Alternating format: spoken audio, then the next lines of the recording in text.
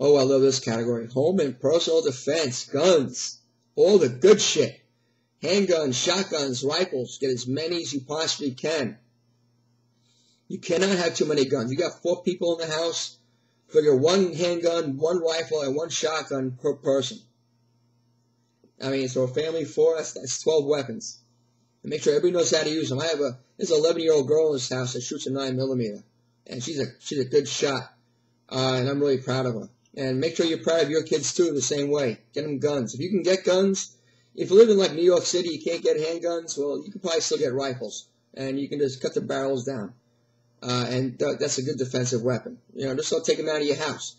But, you don't want to be running through your house with a long rifle either. You cut it down, or you get a sawed-off shotgun with a pistol grip. These are the kind of weapons you want for home defense. Sorry about that. I got a little excited there.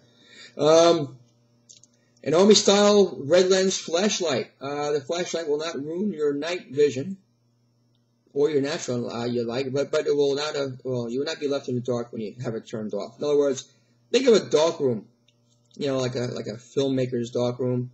He turns a red light on. You can still see. It's dark, but you can still see. That's why it's good to have a flashlight with a red lens on it. And it's also good to have one, stuck on the end of your rifle. So if you have to go down your hallway, you can see the bad guy and blow his face off. And it's probably kind of cool blowing somebody's face off through a red lens. Ammo, lots and lots of ammo. I say 1,000 rounds per weapon. That is not written in stone. I have a 20 gauge shotgun. I don't see me ever using 1,000 rounds of 20 gauge.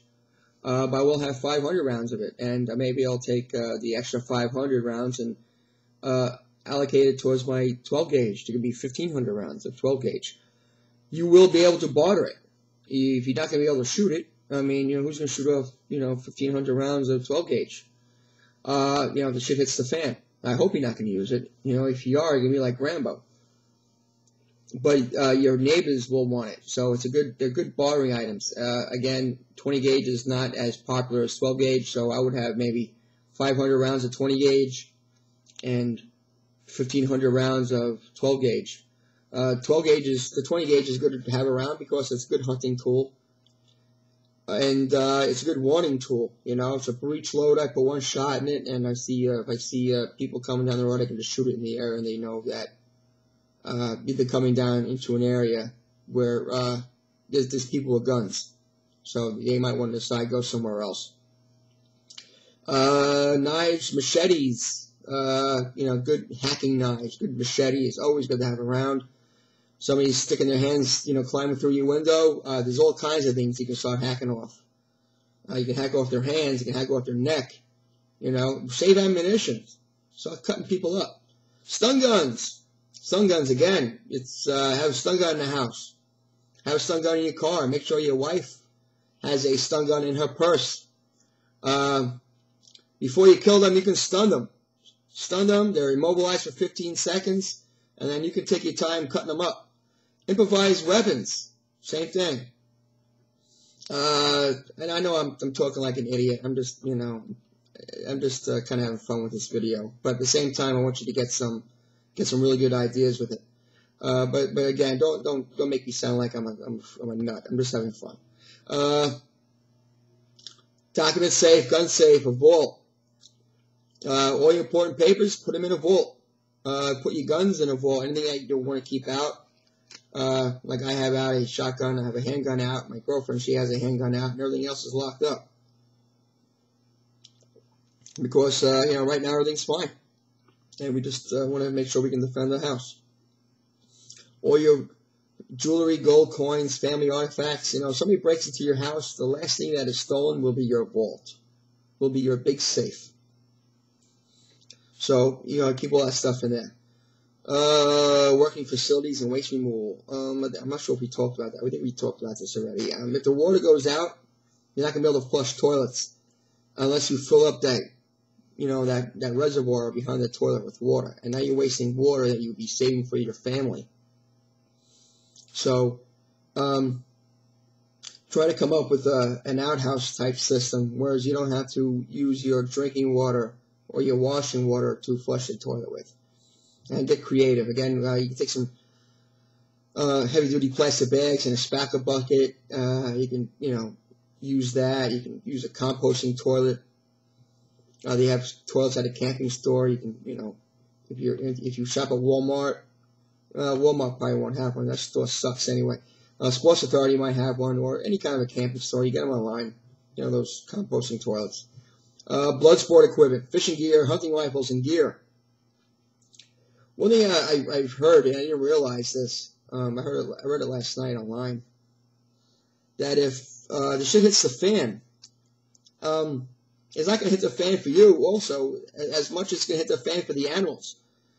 If you got 100 squirrels running around in your backyard right now, within days after an economic collapse, all the squirrels are gone. They're all going to be eaten. That's the first thing that happens, is people just start killing animals and eating animals. So, hunting rifles, yeah, for when the dust settles and everything starts getting back to, quote, normal.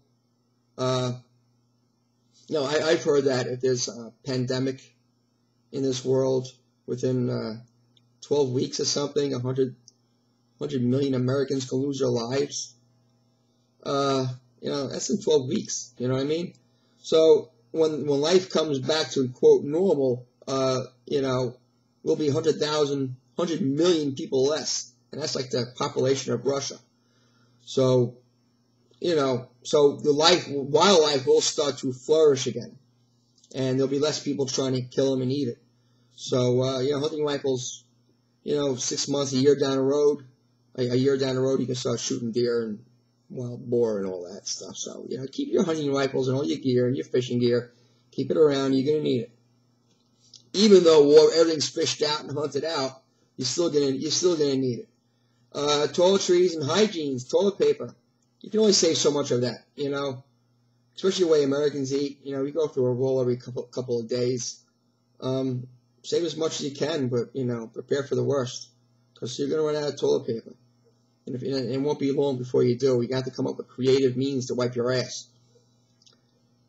Hand and clean soaps, hand sanitizer.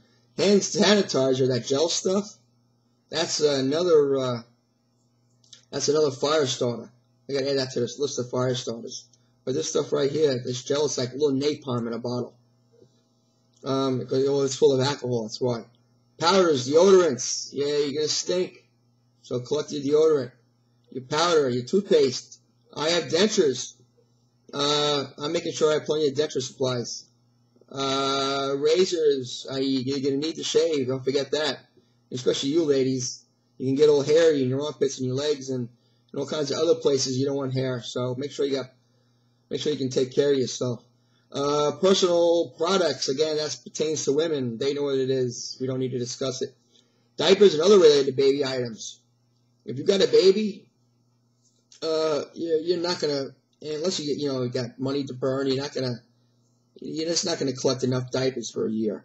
It's just big and bulky and very expensive. So consider those cloth diapers, and you're just going to have to figure a way of washing them.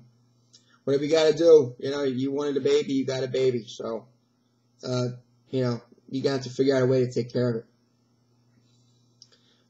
Who knows? May look rough to be president. Cleaning supplies, ammonia, bleach. Bleach is a dual-purpose item. Ammonia is great. Ammonia can make laundry detergent. Not laundry detergent, window cleaner. A cup of ammonia, like a tablespoon of that Pearl type shampoo, and a gallon of water, and you now have Windex. Laundry detergent with little borax, some shaved, melted down ivory soap, and some soda ash, 5 gallons of water, and you got 5 gallons of laundry soap. I've done that when I had hard times. It works pretty well. It's good to look online for these recipes, for the laundry soap, for the window cleaner, and all that other stuff. Make it yourself now. You'll probably find yourself making it. My girlfriend makes her own window cleaner because she owns a preschool. So now we always have window cleaner around just because she just instinctively makes it. It just makes sense. Why buy it, when you can make it. It's cheaper. It goes so much further. So again, look online. I don't remember the website, frugalliving.com or something like that. You get all these tips on how to make this shit and save it.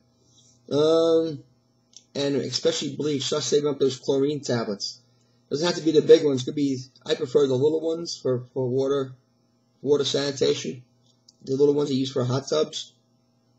And a little bit chlorine. Then you can boil the chlorine out of it. But even if you drank it with chlorine in it, it'd be like drinking pool water. So it's not the end of the world.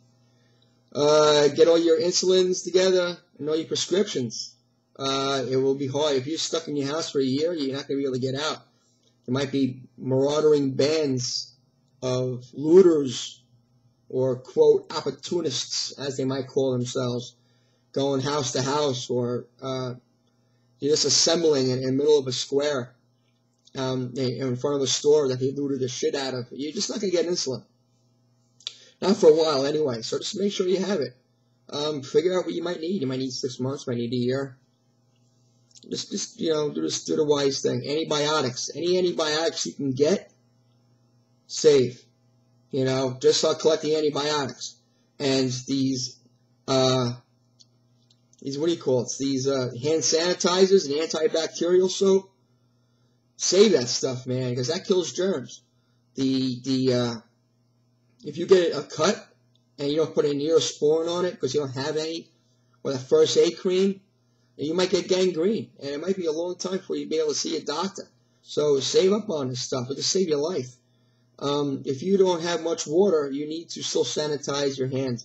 Even if you squirt some antibacterial soap on your hands and then wipe it on your pants, it's better than doing nothing at all, because you need to conserve your water. So make sure you have plenty of stuff around. First aid kit, multivitamins, Tuctactin, Tenactin. If you have a 15-year-old kid in your house that keeps stealing yours, bang him in the top of the head and tell him to get his own shit. Should be working anyway. Save that stuff. Start collecting that stuff. Iodine. You know what you need iodine for.